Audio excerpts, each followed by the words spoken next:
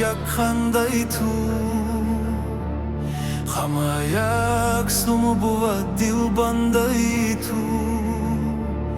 لبم شب دو شکر و میز گردد وجودم گر شود آگنده تو هزاران نازنینان را بدیدم